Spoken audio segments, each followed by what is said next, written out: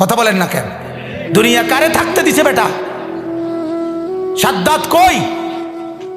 নমরুদ? পৃথিবীর জালেমরা কই? সম্পদের লুভিরা কই? দুনিয়াদাররা কই? বলো মিয়া, বলো কই?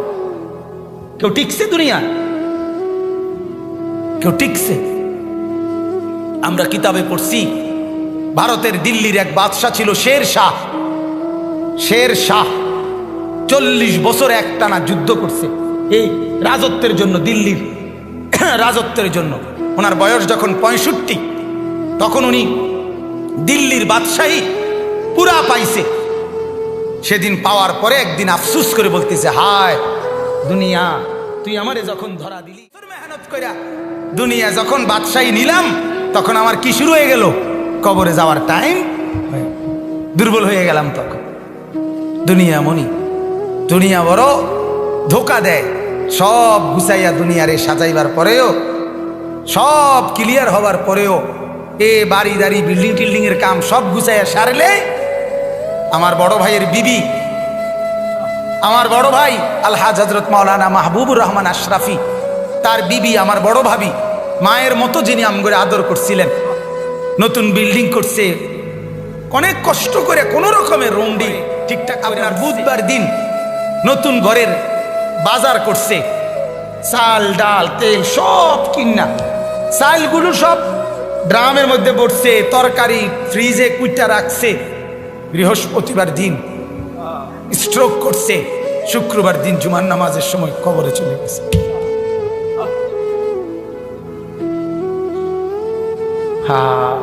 সামনে দাজ্জাল বাজান, আগামীর সামনে দাজ্জাল, আগামীর দাজ্জাল দেখা যায়, দাজ্জাল দেখা যায়, কিয়ামত দেখা যায়। ইকতারাবা লিন্নাসে হিসাবুহুম, আল্লাহ বলে হিসাবের সময় কাছায় গেছে বান্দা।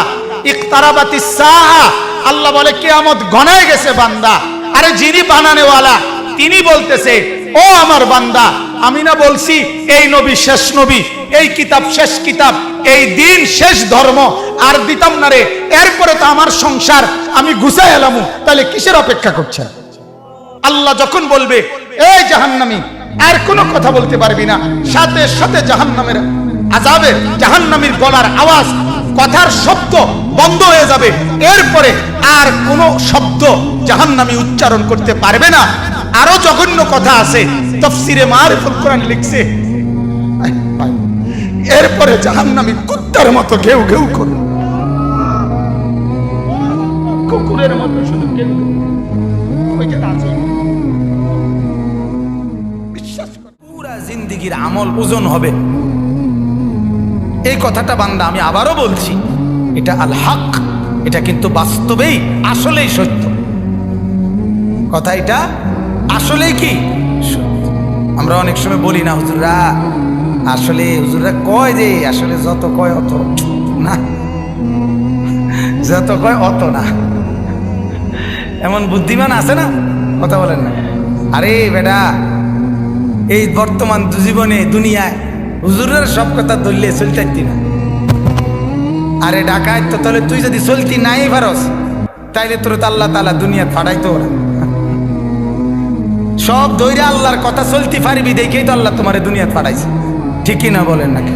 আল্লাহ তো বলছে আমি বান্দার উপরে সাধ্যের অতিরিক্ত কিছুই চাপাইয়া দেই নাই, জুলুম আমি করতেই পারি না।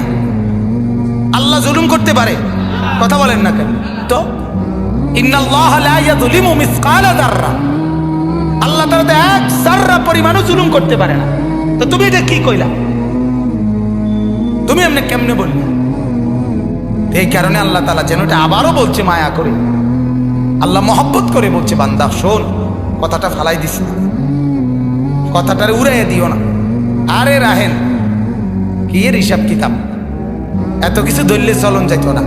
আহ, এত কিছু না ধইরা তুমি যে এই চলাটা চলো রে, পুরা দৈর্যও তো মানুষ এই চলাটাই চলো। কথা বুঝেন নাই? আল্লাহকে পুরা বাদ দিয়া, নামাজ রোজা বাদ দিয়া যা কামাই করো, শেষ পর্যন্ত বাদ যে দূর খাও, যে বেড়া আল্লাহকে রাজি করে সেজদা করে ভাত খায়, ওই বেড়াও এর দূরে খায়, মানে পেট বরণ পর্যন্ত। কথা বোঝেন নাই আমি? পেট বরণ পর্যন্ত খানা খায়।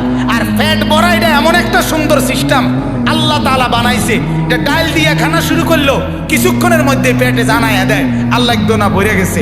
গোস্ত দিয়ে খাইতে বইলো, বেটা কিছুক্ষণ পরেই জানায়া দেয় দোস্ত আর লাগবে না, হাত দিয়ে দাও। আবু তালেবকে কি পরিমাণ চেষ্টা করছে বলেন, শেষ মুহূর্ত পর্যন্ত চোখের পানি ফেলে বলছে চাচা, চাচা কালেমা পড়েন চাচা। 38 বছর, 12 বছর থেকে নবীজির বয়স যখন 50, তখন আবু তালেব ইন্তেকাল করছে। 12 বছর বয়সে আব্দুল মুত্তালিব নবীজির দাদা নবীজিকে আবু তালেবের হাতে তুলে দিয়েছে, বলছে আমার এই নাতি মুহাম্মদ, তার বাবা নাই, তোমার হাতে তুলে দিয়ে গেলাম, তুমি মৃত্যু পর্যন্ত তারে আশ্রয় দিও, পাহারা দিও, তার অভিভাবক হিসেবে থাইকো। বাপে মানে দাদা, নবীজির দাদা বলে গেছিল।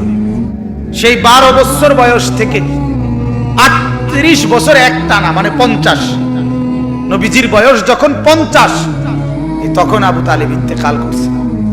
38টা বছর একটানা যে নবীজির পাশে ছিল, আল্লাহ নবী সাল্লাল্লাহু আলাইহি সাল্লামের কি পরিমাণ খেদমত করছে, এই লোক সেবা করছে, আশ্রয় দিছে, অভিভাবক হিসাবে পাহারাদারি দিছে, নজরদারি রাখছে। মক্কার কুরাইশরা চূড়ান্ত ভাবে রাসূলুল্লাহ সাল্লাল্লাহু আলাইহি সাল্লামকে চূড়ান্ত ভাবে কোনোদিন হত্যা করার সিদ্ধান্ত আবু তালেব থাকাকালীন নিতে পারে নাই। শুধু আবু তালেবের প্রভাব প্রতিপত্তির কারণে, আবু তালেব বড় নেতা ছিল এই কারণে। কিন্তু রাসূলুল্লাহ সাল্লাল্লাহু আলাইহি সাল্লাম সেই চাচার বিনিময়ে এই পরিমাণ চেষ্টা করছে যে চাচা আজ এতটা বছর আপনি আমার পাশে, আপনি কালেমাটা পড়েন চাচা। আবু তালেব বলছে না ভাতিজা, বংশের মুখে চুনকালি মাখতে পারুন না, বংশের কাছে বেইজ্জতি হব, সমাজের কাছে ঘৃণিত হয়ে যাব, আমার নেতৃত্ব থাকবে না, মৃত্যুর পরেও আমি স্মরণীয় নেতা হতে চাই, মৃত্যুর পরেও, অর্থাৎ কুরাইশের নেতাই থাকতে চাই। নাউজুবিল্লাহ। আল্লাহর নবী সাল্লাল্লাহু আলাইহি সাল্লাম তখন বলছে চাচা এক কাজ করেন, তাইলে কানে কানে বলেন, কানে কানে কালেমাটা কানে কানে শুনান। আমি কসম করছি আমি হায়াত থাকাকালীন জগতের কাউরে কোনোদিন বলবো না আপনি যে ঈমান আনছেন, শুধু হাসরের মাঠে আমার আল্লাহর সামনে সাক্ষী দেব আমার চাচা ঈমানদার ছিলেন। এতদূর সুযোগ দেন, এতদূর সুযোগ। আবু তালেব বলছে না ভাতিজা, জানাজানি হয়ে যাবে, গোপনে বললেও জানাজানি হয়ে যাবে, বলবো না।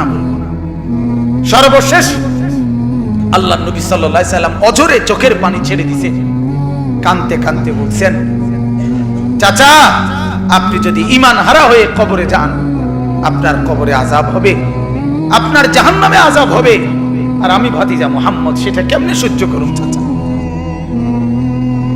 আপনি আগুনে জ্বলবেন, আমি এটা মেনে নেব কেমনে, মনটারে বুঝাই কেমনে চাচা?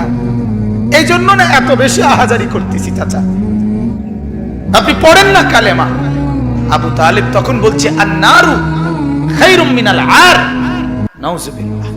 আবু তালেব বলছে মুহাম্মদ, সমাজের কাছে বেইজ্জতি হওয়া এটার চাইতে আগুনে জ্বলা এটা ভালো। আন-নারু খায়রুম মিনাল আর। সমাজের কাছে আর মানে লজ্জিত, লজ্জিত হওয়ার চাইতে জাহান্নামের আগুনে জ্বলবো এটা ভালো। আবু তালেব বলল মুহাম্মদ জাহান্নামের আগুনে প্রয়োজনে জ্বলবো, কিন্তু বেজ্জতি হইতে দিতাম না। কার কাছে? সমাজের কাছে। কার কাছে বলেন না? আল্লাহর নবী সাল্লাল্লাহু আলাইহি সাল্লাম হাদিসের মধ্যে আছে এরপরে আবু তালেব ইন্তেকাল করছে, মারা গেছে। মারা যাওয়ার পরেও নবী এবার বলতেছে চাচা এবার আমি আল্লাহর কাছে আপনার কাছে আপনার জন্য ইস্তেগফার করব, যতক্ষণ আমার আল্লাহ আমারে নিষেধ না করে ততক্ষণ আমি আপনার জন্য। এবার যেহেতু আর আপনারে বুঝাইতে পারলাম না, এবার আল্লাহকে বলি, আল্লাহকে বলতে থাকি। এবার আল্লাহর নবী চাচার জন্য মাফ চাইতে শুরু করছে।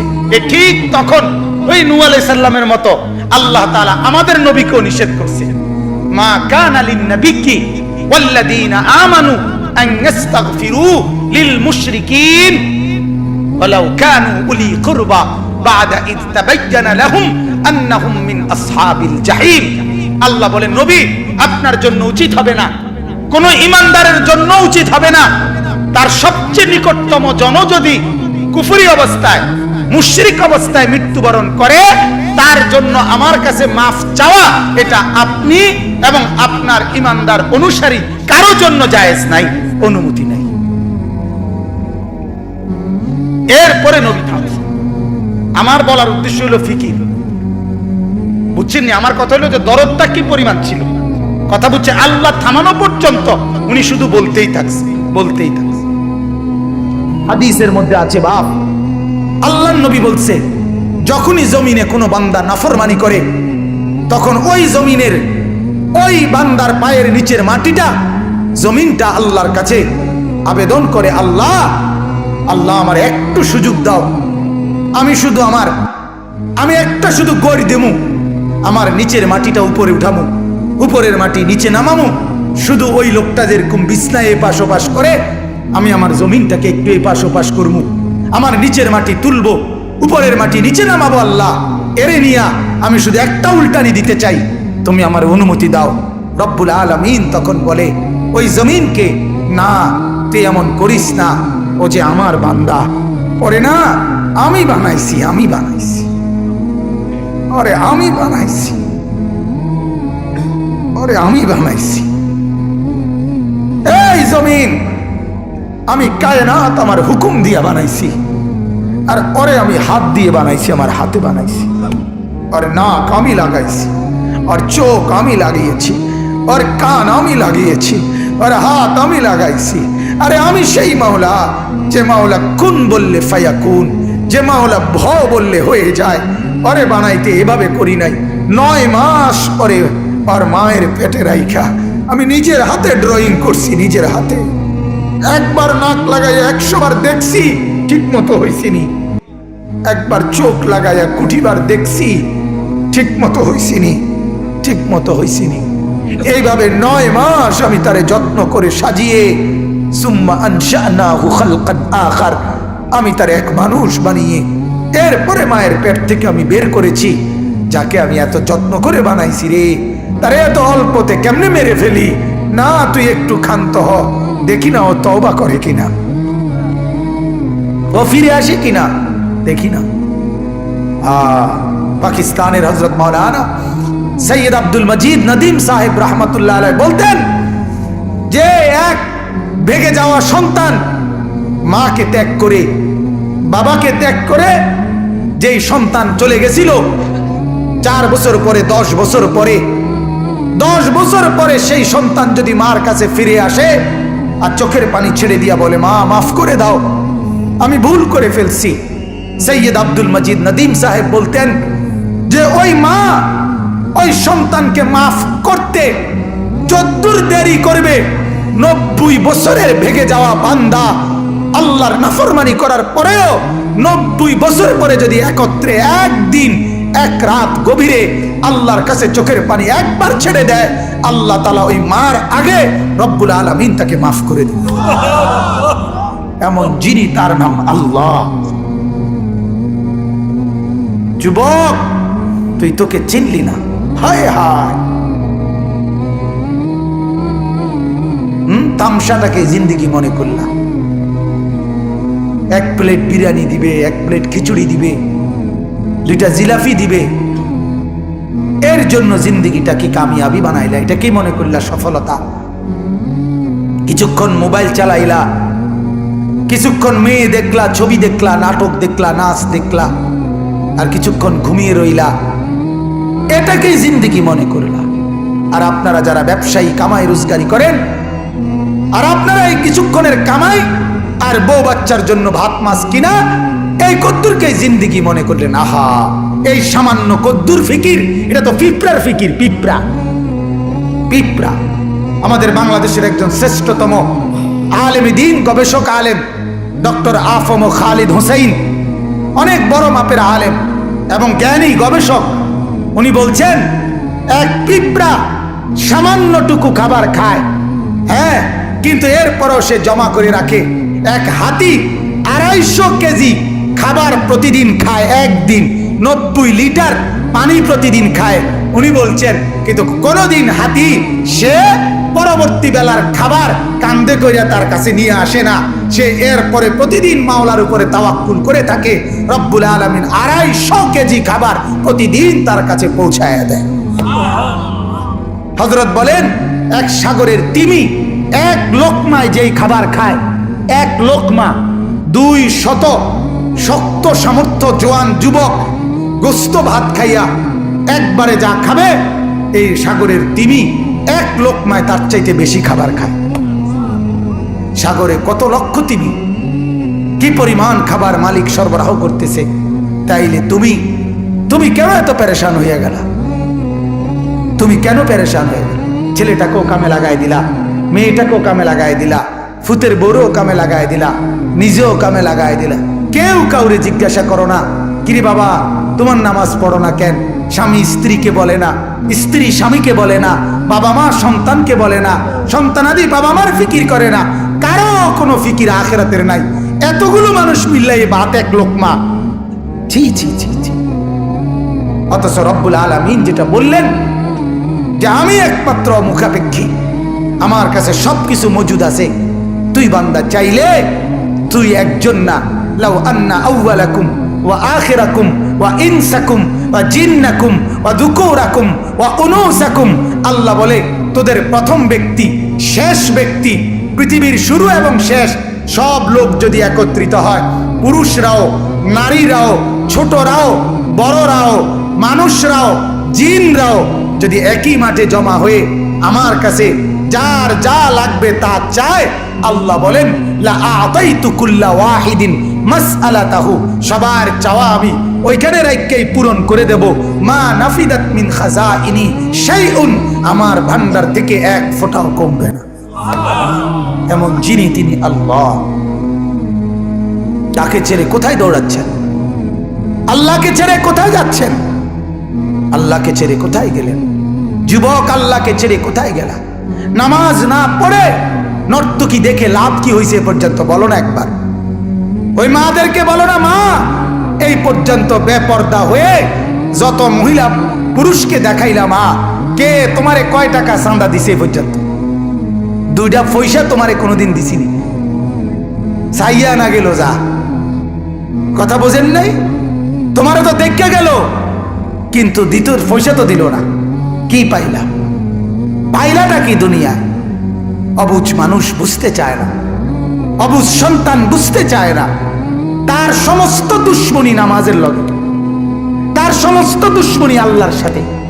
সে তার একটা বন্ধু, সামান্য একটা বন্ধু, তার এই সামান্য পরিচয়, তারও মন রক্ষা করতে সে রাজি, কিন্তু সে তার মালিকের মন রক্ষা করতে রাজি না। হায় হায় হায়, কি শক্ত পাষাণ! আল্লাহ আমাদেরকে বুঝ দান করেন। আল্লাহ আমাদেরকে, মহিউদ্দিন ভাই অগরে খাওয়াইলাম না, ওই যে যারা শিক্ষার্থী আছে, ওই যে পিছনে যারা নিচে ওরা ডাক দিয়া বলে, ভাই তোমরা খানার লেগে যারা ঘুরতে আছো খাওয়াই এলাম না করে যান কোন। ওরা এই শিক্ষার্থী আছে, এটাই আমাদের দেশের নিয়ম। আমরা গ্রামে একতে আপনার মানুষের বাড়ি থেকে খুঁজতো, তো তার লগে একটা ছোট ফোলা আছিল, ওই বাড়িওয়ালারা দেরি করলে হেঁটে হেঁটে পুতরে খোঁচা দিত, দিলে হেঁটে শিক্ষার দিয়ে উঠতো, তো আবার হেঁটেই কইতো এই বেকুবের মতো শিক্ষার, তারা আইয়া সাত্তুই হতো। কথা বোঝেন নাই?